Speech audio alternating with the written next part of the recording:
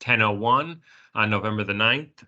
As you said, the meeting is being recorded today. There's a notice up there for note-taking purposes, as well as for posting the recording after the proceedings for people who would like to follow along on the agency website. The meeting is also being live streamed on Access Health CT website. It's a request from some of our constituents, and I think it's a transparent way that we're continuing to showcase all the stuff that we're doing here in Access Health and build trust and engagement with our stakeholder partners. So with that, I will welcome everyone and request that we take an attendance to just confirm again that we do have quorum. And I will note we are going to have a couple roll call votes today on the agenda. And I'd ask that when people speak at the moment they speak, if they could identify themselves, it helps for following the conversation and for note-taking purposes. So with that, Marcin, if you'll take attendance for today's meeting. Yes, Mr. Chair. Claudio Gualtieri, Chair. Here. Matthew Brockman. Here. Thank you. Thomas McNeil. Here. Chantel Vars, Deputy Commissioner from DSS. Here. Thank you. Commissioner Manisa Tutani from DPH. Here. Thank you. We have full attendance, Mr. Chair. Excellent. Thank you. This is Claudio again, and now I'll turn it to James Michel for purposes of a new introduction to the team and then asking the rest of the Access Health team to introduce themselves. Thank you, Mr. Chairman. I would like to introduce Holly Zwick. She's our new Director of Finance. Holly started with us close to about 3 weeks ago. And she's a great addition to the team. She brings a lot of experience in this space, especially in the quasi-public space, and specifically in the finance area. So I want to introduce Holly Zwick to the committee. Holly, welcome to the team. Mr. Chairman, I'll turn it over. And so let's move on. Holly, you want to introduce yourself very quickly? Then we'll go on the rest of the team to introduce themselves. Holly, you're on mute, Holly. Thank you. Good morning, everyone. Holly Zwick, Director of Finance, Access Health CT, and thank you so much for the warm welcome. Excellent. Thank you, Holly. Welcome aboard. I'm sure we're going to be able to tap into your expertise both in this committee and in the audit committee. And I think you'll find the board to be a really robust and energetic group. We tend to have strong opinions and will advise accordingly. So it's a good culture all around, and we're happy to have you on the team. With that, I'll ask. Great. With that, I'll ask if the rest of the Access Health staff members in attendance today will briefly introduce themselves. I guess I'll go next. Susan Rich-By, Director of Legal and Governmental Affairs. Good morning, Chapman. everyone. Good morning, everyone. Chapman. Okay. Good morning. This is Glenn Jurgen, Director of Human Resources, Access Health Connecticut. Anne-Marie Chapman, Controller, Access Health CT. Al Maloney, Director of Information Technology. Sunisha Tsarunkovich, Head of Financial Planning and Analysis at Access Health CT. Morning. All right, this is Claudio again. That brings us to the next topic of the agenda, which is public comment. I was informed we received no public comment, written comment in advance of today's meeting. I will pause to see if there's anyone currently on who wishes to be recognized from the public. And once Marcin can confirm whether or not there is any additional public comment, we can move to the next item. There is no additional public comment, Mr. Chair. Right, thank you. Next item of business is review and approval of our meeting minutes. The meeting minutes were sent out in our package for today's meeting. Can I have a motion to approve the meeting minutes? It was for the June 25th, I should be clear. So it's a request. June 5th. Okay, Mr. McNeil. Mr. McNeil has made a motion to approve the special meeting minutes for June 15th, 2023. Do I have a second? Second. Commissioner Giuttani, thank you for the second. Any discussion, requests for additions or edits to the meeting minutes? Seeing none, I'll ask for a roll call vote on approval of the meeting minutes. Claudio Gualtieri, Yes? Matthew Brackman, Abstain. Thomas McNeil, Yes. Chantel Vars, Yes. and Manish Jutani. Yes. Thank you.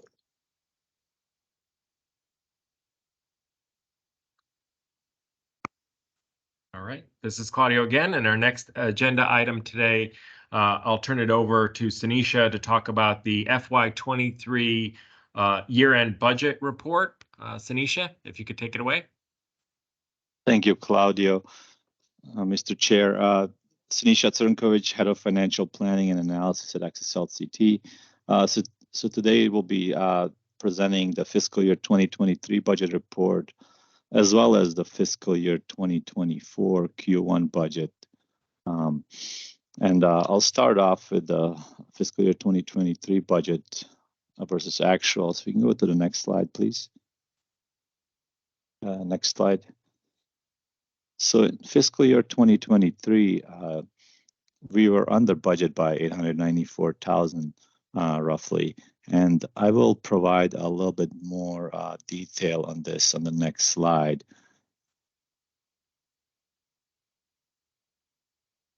On the revenue side, we received additional grants, as well as the interest rate held steady over the last fiscal year. So we were over budget on that as well, which is great. On the expenses side, we had some, we were under budget. We had some vacancy savings. In addition to that, on the contractual was under budget because the continuing pandemic measures in the last fiscal year. And as well as continued process improvements. There were some savings with the remote work, as well as timing of the insurance renewals. We did do some additional IT work, including installation of the government's risk and compliance system. Are there any questions here, or we can go to the next slide? There's one more, I think, on this topic. It looks like there are no questions. Thank you, Sanisha. And I just wanted to, so this slide here represents projects that were started in fiscal year 23 and are continuing into 2024. So they were committed and started, and these projects are all expected to be completed on budget and on time by the end of this current fiscal year.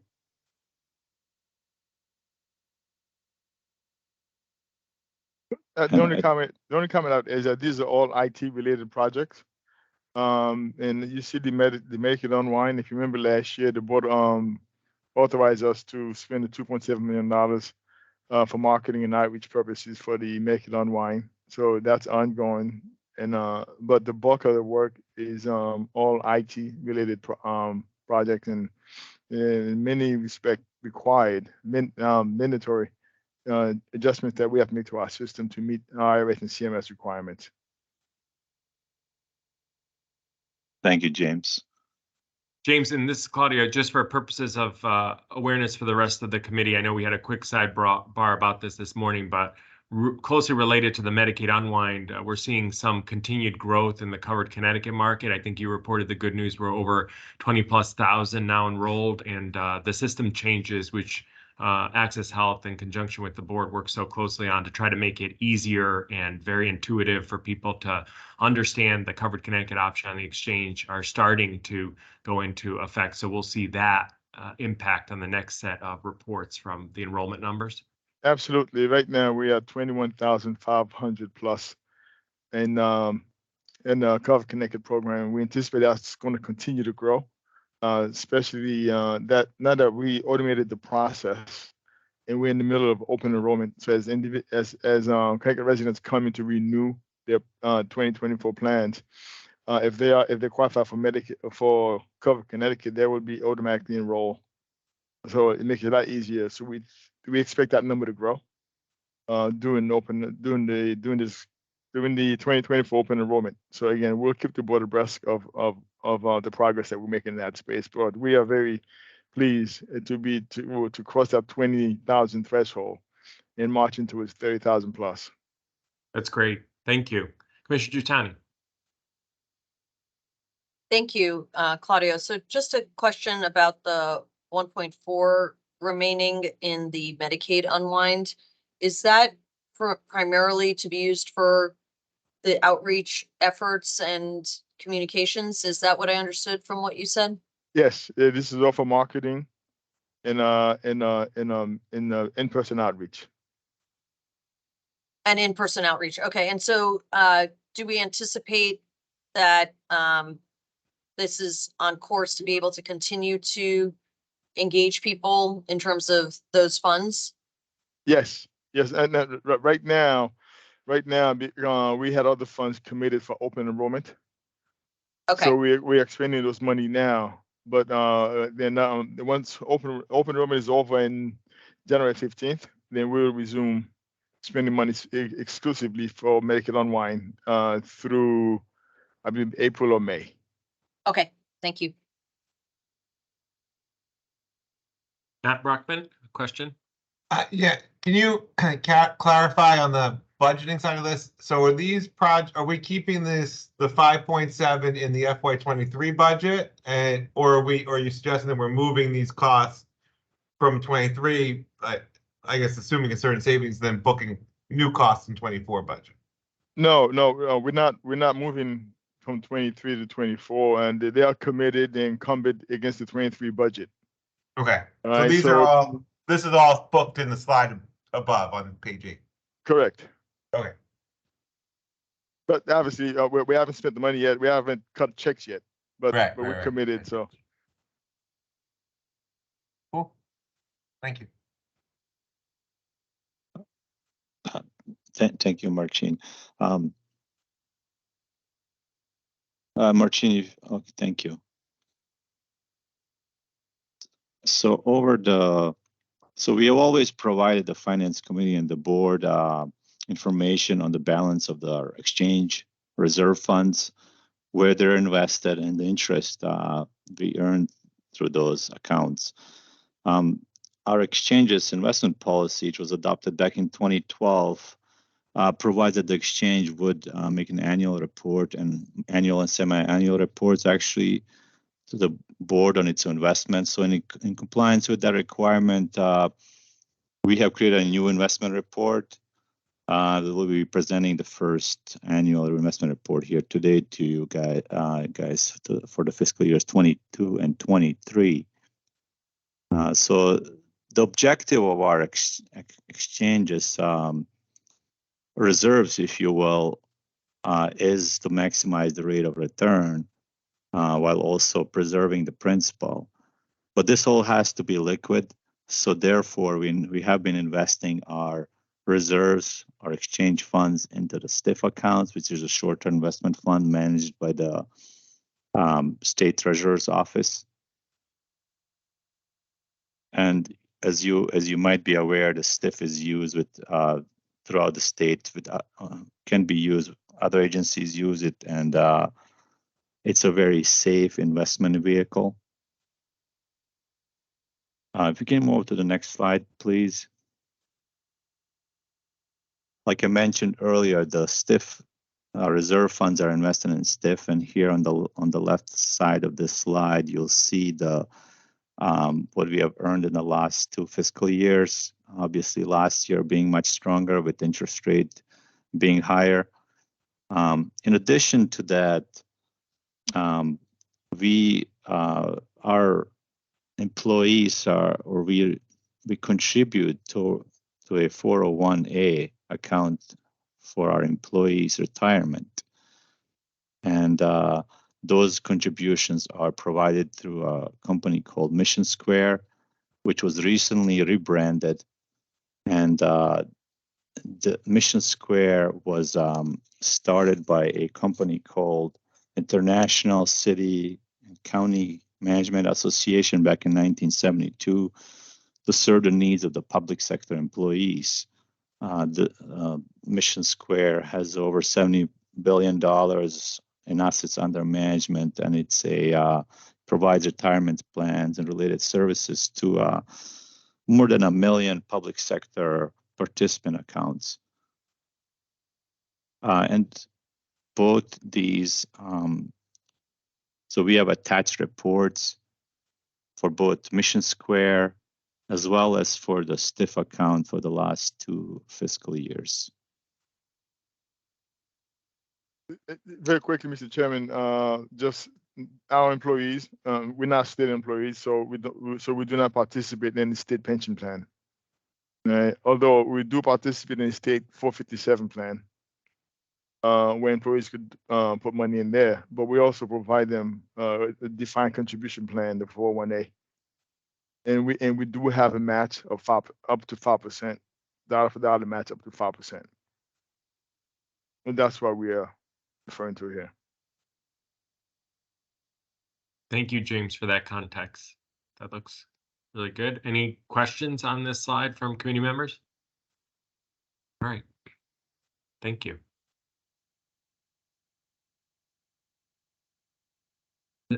This is Claudio again. The next agenda item, we're going to be also turning to Sanisha to talk to us about FY24 Q1 budget report. This will require a vote of the committee once complete. So I'll turn it to Sanisha to walk us through.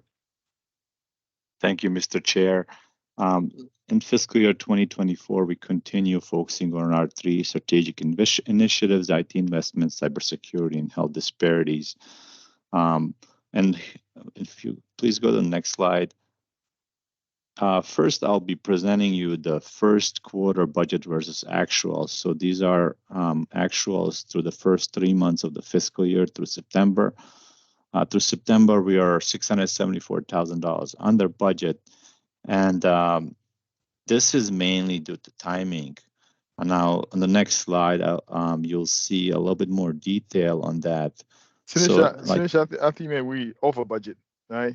Not under. Oh, budget. sorry. Yes, Okay. yes, over Okay. budget. Mm-hmm. I wish. Yes, we are over budget, and this is again mainly due to timing of projects and expenses. Sometimes some of our projects, in this case, we're able to launch some projects a little bit earlier, which brought us a little bit ahead of our expenses. But by the end of the fiscal year, Marcin, if you can turn to the next slide. By the end of the fiscal year, we don't expect and we will not exceed our budget. This is just a view through the first 3 months. Next slide, please. For the full year budget for the fiscal year 2024, we are not projecting any changes at this time. The budget will remain the same. And if you go to the next slide,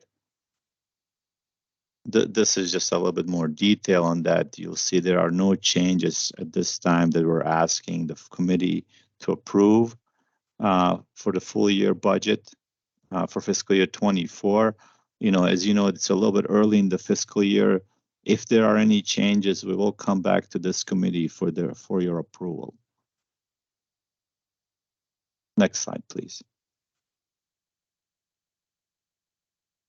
This represents the fiscal year 24 full year budget, Access Health with DSS shared cost. Just like in the previous slide, at this time, we don't anticipate any changes.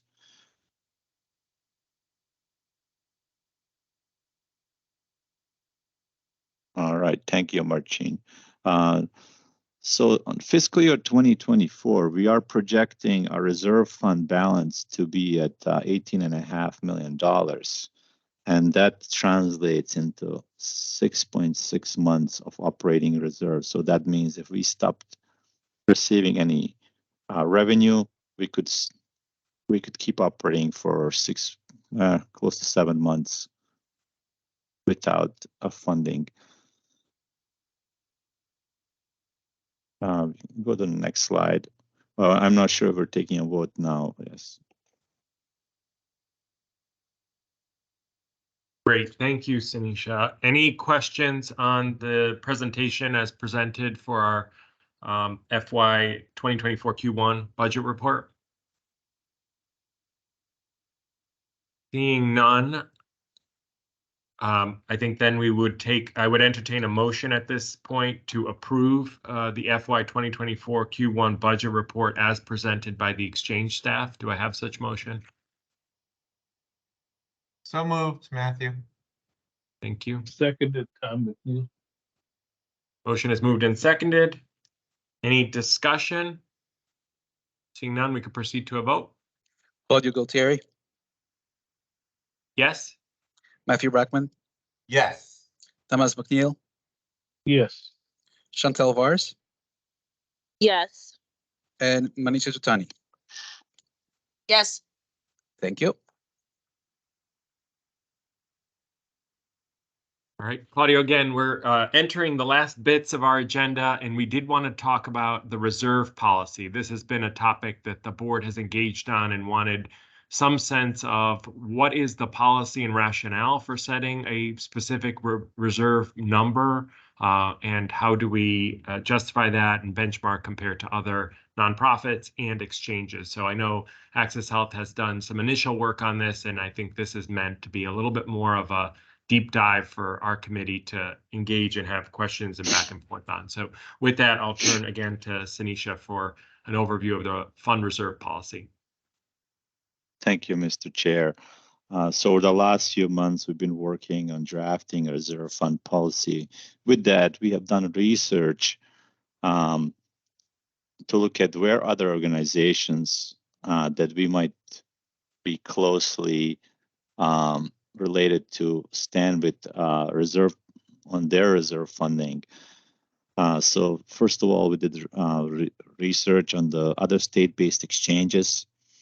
And this chart below here presents other state-based exchanges that we have reviewed, where their reserve fund reserve amounts stand at. And one of the couple of the things I wanted to mention is that some of these other state-based exchanges are get some of their funding, or they might be they get some of this funding from states. So examples, sometimes a exchange might be in buildings that are owned by the state, or they might, because of that, they might not have to also need insurance.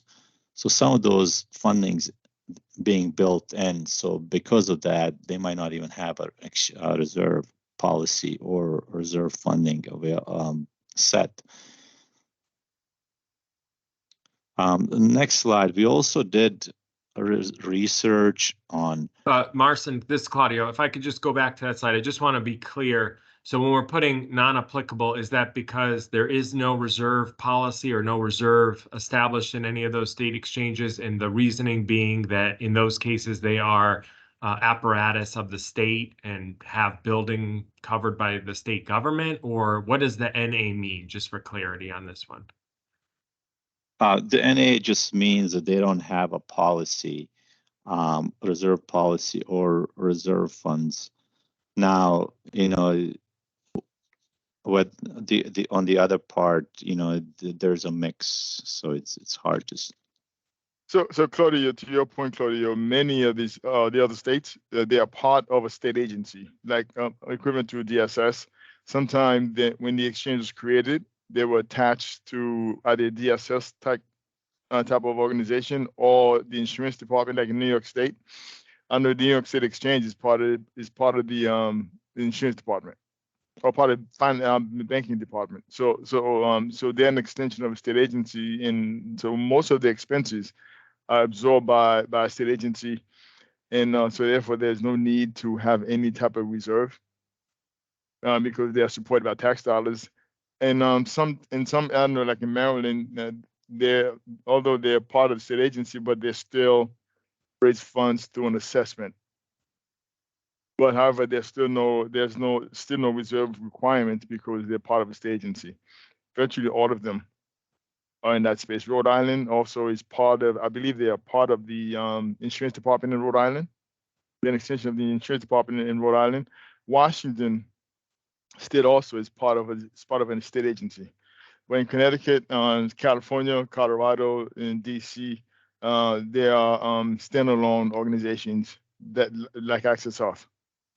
That is why they have reserves within their financial statements. But the others, they don't have a reserves because they're part they are part of a state agency.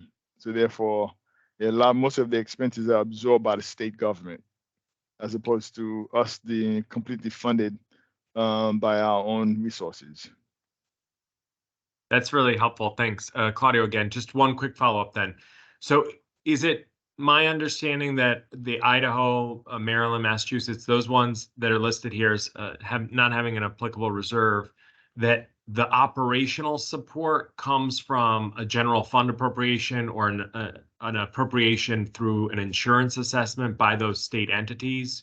Or are they still obligated to sort of balance their books and raise revenue through an assessment that's separate from the state budgeting process? A combination of both. Okay. Combination of both in most cases. They're doing both. There may be a small assessment, but a good chunk of the operational expenditures are supported by state agencies because they don't pay rent, they don't have to have insurance. Their technology systems are all supported by the state because they're part of the state system. However, marketing and outreach, those type of non-state expenditures may be supported by an assessment. Which incidentally, those who do have an assessment, they're still much higher than Access Health, even though we are supported exclusively by assessment. Their assessment typically is a lot higher than ours. Okay, helpful. Thank you. Next slide, please. So we also have looked at the other Connecticut quasi-public agencies, and only one of them had an unrestricted reserves. When I say unrestricted, some of the other state agency quasis had reserve that are restricted to specific operating items. For example, the lottery has to have a reserve to pay for the payout for the winnings, which is really part of their major operations. Next slide, please. Before you go, any questions at all about that? We want to make sure there's some clarity there with the difference between reserve and restricted and unrestricted, as Sinisha indicated.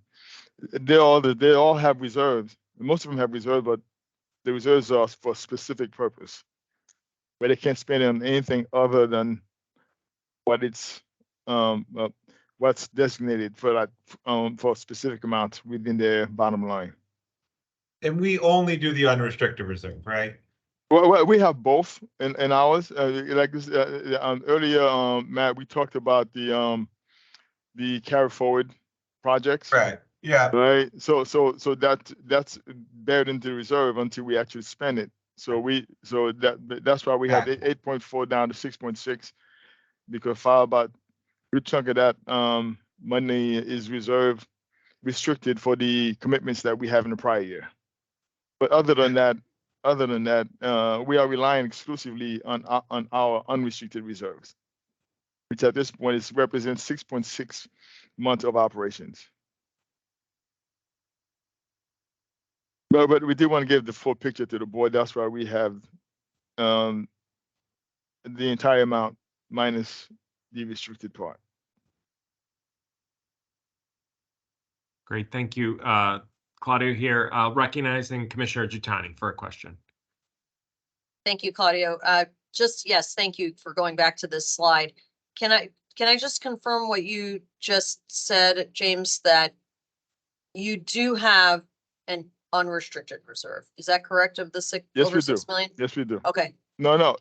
Over 6 months right now it's about $18 million of unrestricted reserves. Oh, I'm sorry. Okay.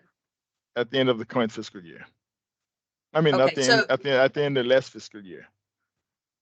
At the end of the last fiscal year. So so in addition to the list here, Access Health is also on this list of quasi-public agencies that have an unrestricted reserve, correct? Yes. Okay. Is there also a restricted reserve or only an unrestricted reserve? Okay. No, we have a total reserve and of about $24 million, $23 million. Okay. Tanisha. All right, Yeah. and part of that is restricted for expenditures that we've committed to. Okay. And the balance is about $18 million, which represents about more than 6 months of operating expenditures. Okay. Thank you for the clarification. And then just to this, Claudio, again, because I think both Matt and Commissioner Giuliani have hit on this, and I want to sort of tie it together. We operate with an unrestricted reserve until we earmark it. And when we earmark it for a specific purpose, like we have all those carry forward projects, but by and large, it comes in and we build it up as unrestricted. It's not like it's always dedicated to labor expenses or a particular item before it gets deposited. Is that right? Correct. As Okay. a matter of fact, the reserve grows over years by having excess revenues or unspent expenditures that were authorized by the board. So if we have anything left over at the end of the fiscal year, it rolls into reserves, and it's unrestricted reserve, and that's how it's built over the years since I've been with the organization. Yeah. Sounds good. So as I think of it, as we mostly operate with an unrestricted reserve, and there is a small subset that is committed of that reserve for specific projects that the board has voted on. Thank you, James, for clarifying.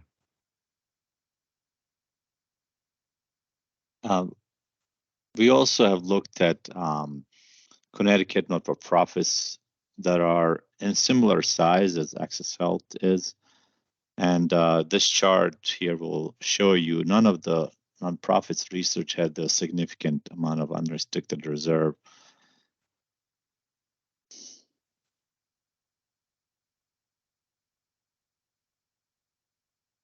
So we are proposing a reserve fund policy to formalize, what the target amount should be, and also determine, this policy determines the intended use of those reserves.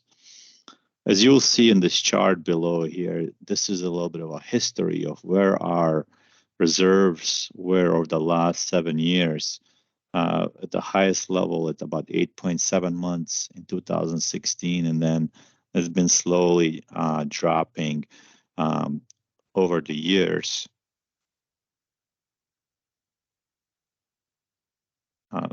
Next slide, please. And we have attached the draft reserve policy to this presentation, but just to summarize it real quick, these are funds that are designated by the action of the exchanges board. We have in the policy, we are proposing a 9 to 12 months of operating funding, so 9 to 12 months of reserve, which is between $25 and $33.6 million. James mentioned earlier, we fund our reserves using usually unspent budget or additional revenue that was over the budget. These reserves can be used for an anticipated loss of funding, for one-time projects, just like we did in the past year, where we funded some of the Medicaid unwind marketing and outreach efforts, or sudden increases in expenses, as an example. And usually, when we ask to spend those reserves, we go to the board and get the approval, so there would be no change to that. I believe this might be the last slide of this presentation. Mr. Chairman, very quickly, some context around the 9 to 12 month threshold.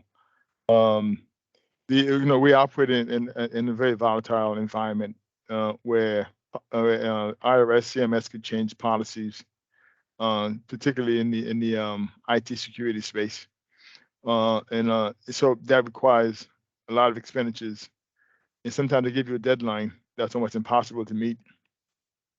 So we have to move very quickly because of the unknown nature of those policies and the ever-changing world of the IT space. We think this is a responsible approach, so that gives us the flexibility to change, to make adjustments as needed with the board's approval. So we think 9 months is reasonable, but no higher than 12 months.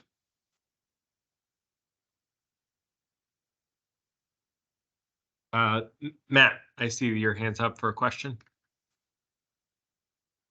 Yeah, thank you. I think James kind of partially hit on it. Right, in my mind, and maybe you all can tell me if I'm thinking about this wrong, but when I think about what we want to set the target amount for the reserve, it's based largely on what do we think the risk is to the entity, and what are we, right, like what is our level of risk? And in terms of that, we would need access to this level of cash, what level of cash we would need the ability to have some quick access to. And so I guess that, James, maybe to your point on the IT, do we think that the risk threat that we need a reserve of X amount is related to IT challenges coming from the feds, or is it related? Like, I guess I'm trying to figure out what's our risk? So like all organizations, we are vulnerable to IT security. So if something comes up and then and we have to a new challenge comes across that way we have to adjust, make changes to our system. That could be very expensive very quickly. So that's a risk that's out there for everybody, not just for us. So we have to have the cash on hand to make that adjustment. Again, we don't have a line of credit or notes that where we could borrow from. So we are our only available funds unless we turn to the state. So we are our only source of funding for any emergencies is our reserves. And that's probably the biggest reason, best reason that why we need to have the maximum amount available. And we think at least 1 year is probably the most we would need, but 9 months. But our IT is probably our biggest risk because we've invested over $100 million only with DSS to create the system we have in place now. And if we had to make big adjustments because of a new risk that came out of nowhere, in the last couple of years, we've had risk coming out of the Ukraine, Russia, that impacted not just us, the entire certain segment of our industry, that we have to take action very quickly to protect our system. And those risks are becoming more. It's with AI on the horizon right now. They move very, very quickly, and our ability to keep up with them, not just us, but industry's ability to keep up with those challenges are becoming less and less likely. So is that's the risk like an IT security that we think we're going to get hacked, or is the risk that the IRS or CMS or our various governing bodies will force change on the computer program? I'm not sure. Both. So on the hack one, have we looked into the question of like an insurance? Obviously there's insurance products that were out there. Insurance is becoming more. I'll ask Susan to talk about that, but it's becoming more and more expensive, and they are limiting their exposure, meaning that they have a high threshold before they start paying money out. We gotta absorb more out of our pocket before they start paying out. But they're also requiring us to do a whole lot more to make our system more secured before they would underwrite. So last year for the current fiscal year, we had to go out and look more than twice to secure insurance, and we did. So we do have insurance, but it's becoming more expensive. But the deductible, if you will, is been gone up, and they're also asking us to do a whole lot more before they cover you. Yeah. So if we go to this level of security, can we drop the insurance? Well, I'm not so sure it'd be a good business policy to drop insurance.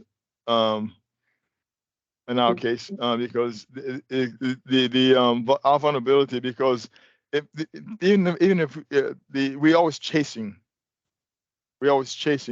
the perpetrators in this space, because they are always ahead of everybody else, coming new ways to attack our systems, and it's mostly coming from overseas. In many cases, we get alerts. We have systems in place where we get alerts from federal, from FBI and other agencies to make us aware of that's out there, be aware of it. Then we check our system to make sure are we prepared for it. If not, what do we have to do to make that adjustment? But it's always after effect. And we do have checks in place to catch any challenges before they become big issues. But sometimes, again, the perpetrators, they are always coming up with new ways to attack systems, not just about all systems. And I would just add, Matt, this is Susan Richby, that under our enabling legislation, you know, as we are quasi, we're not part of the state, quote unquote, so we don't have sovereign immunity. We have the ability to sue and be sued. We're also required to, you know, procure insurance, you know, for a risk program. So we have a robust insurance program in the area. James is talking about cyber coverage, which is obviously vitally important in other areas as well. And we also require any of our vendors that have access to system data and consumer data, we require them to have very high cyber liability coverage as well, to, you know, as a protection, because you just, as James mentioned, you never know, you know, what can happen. But we do have that. And we were fortunate with the CMS grant that we got in 2021, I believe it was, under ARPA, to use some of those funds for one of Janelle's programs that we wanted to put in a system event monitoring system. So as James mentioned, you know, we now have better technology also monitoring all of our systems, but the cyber coverage is just, you know, a key component of the whole picture. And Matt, there's just one more. Our system, the core of our system is more than 10 years old. And so the technology we're using to process applicants is more than 10 years old. So we think just that makes us very vulnerable in terms not just security, but also processing. Something breaks down, we have to be able to adjust very quickly. And we are working on a strategy that we're going to go back to the strategy committee to how do we upgrade our system to make it better, faster, more efficient, so residents could apply for health insurance more efficiently, more effectively. But we're using the exact same technology that we're using back in 2013. Behind, you know, in the guts of our system is still the same. This is Claudio. I don't know if Commissioner Giuttani, I saw that your hand was up, but it's down now. Did you want to do any follow-up? If not, I had one question. Thank you, Claudio. I had the same question on cybersecurity insurance that Matt asked, so that's why I put my hand down. And I guess I just will follow up with that. I understand the challenges that you're discussing, but it seems to me, at least on first presentation, that 6 months of reserve was probably sufficient, I guess. So I'm trying to just, in my own mind, understand why. And I understand the challenges that you've outlined, James, but you know, the justification for more. Well, again, there are so many unknowns out there that we just don't have a good answer for. Again, if the federal government changed their requirements for system security, and we have to invest money to adjust our system. Again, every year we get new requests from the federal government. Sometimes they give you a timeline to implement these changes, and if it's within a fiscal year, and we have to go to our reserve to draw down reserve to pay for the adjustment to our system, so that we can meet the IRS and CMS requirements. That's why we think that that we need at least 9 months reserve requirement. But there's also our system is so old, the technology is so old. If it breaks down, and we have to hire emphasis or Deloitte type of organization to come in to fix it, we need to have the resources in hand. Again, as indicated, we don't have any other source of revenue for emergency expenditures other than our reserves. Sorry, just as a follow-up, Manisha Jutani here again. I guess my question is, when the federal government does make such a request, do they give you any opportunity to request any funding to support the enactment of that request that they, or new rule that they put in place? Or is that just assumed that, you know, there's no follow-up with that from the federal government opportunities? No.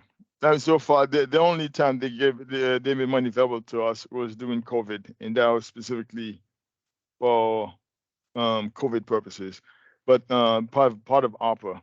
But usually when they give us new mandates, security mandates, there's no funding attached to it.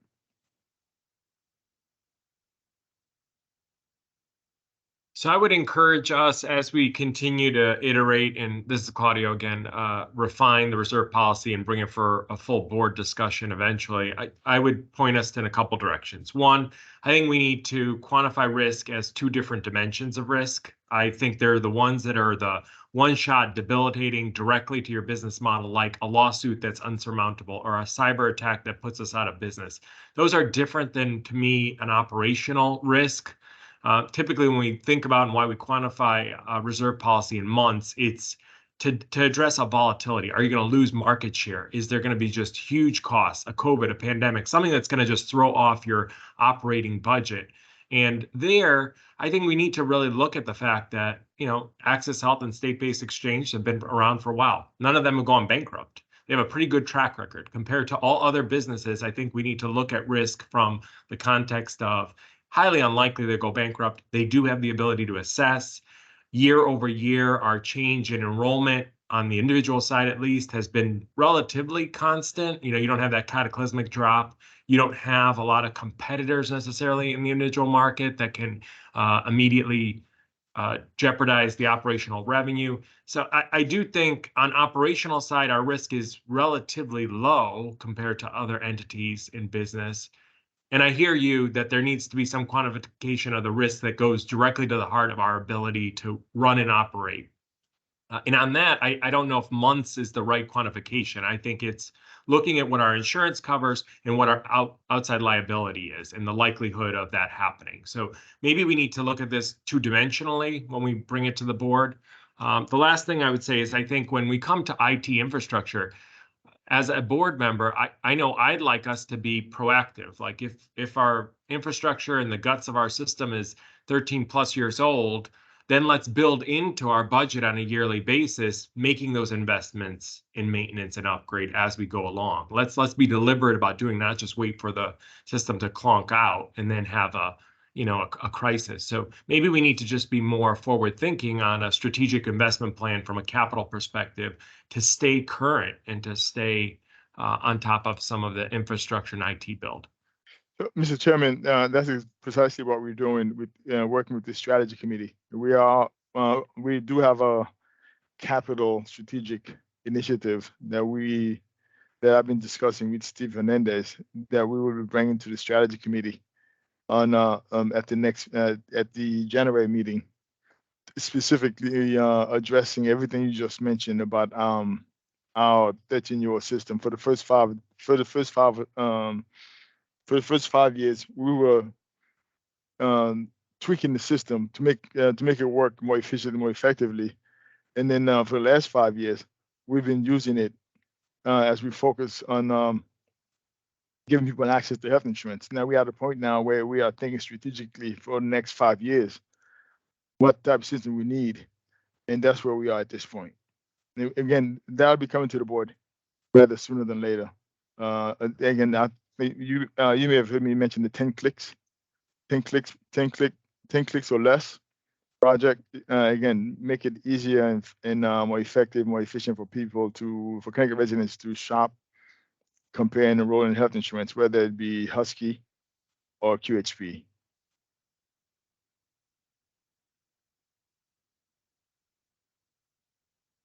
All right. Thank you, Claudio, again. And I think that brings us to the last item, which is just a motion for us to adjourn for today.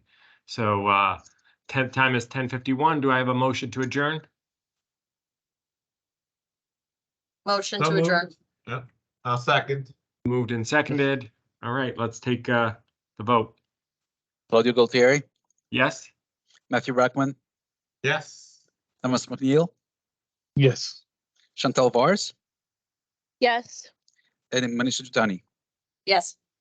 Thank you. Thank everyone. Have a good Thank you all. weekend. Thank you. Thank you. you. Have a good one. Bye-bye. Bye-bye all. Bye-bye. Bye.